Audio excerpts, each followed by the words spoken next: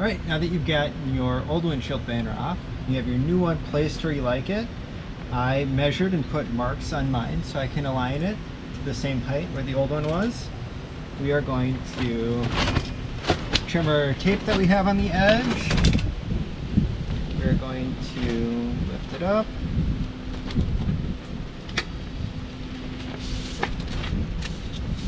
Peel it back.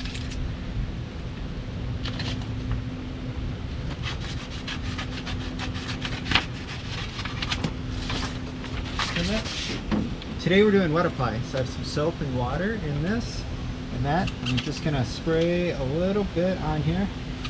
It's better to spray in a wider pattern and it will get better coverage. And then we will pull it across and just kind of tack it into place. And we'll give it a little squeegee here.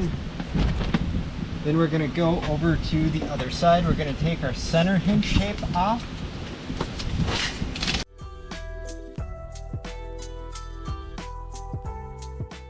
And squeegee our banner into place.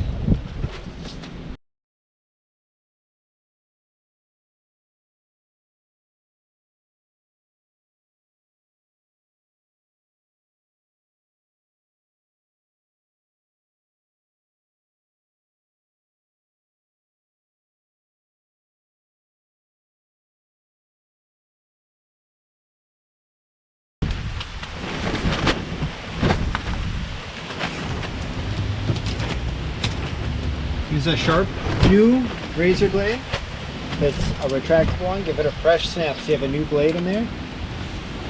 Go across your edge.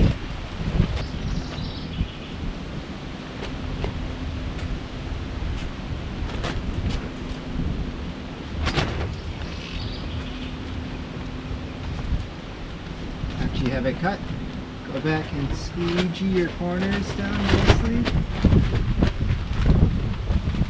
And there should be just enough room to tuck it underneath that gasket.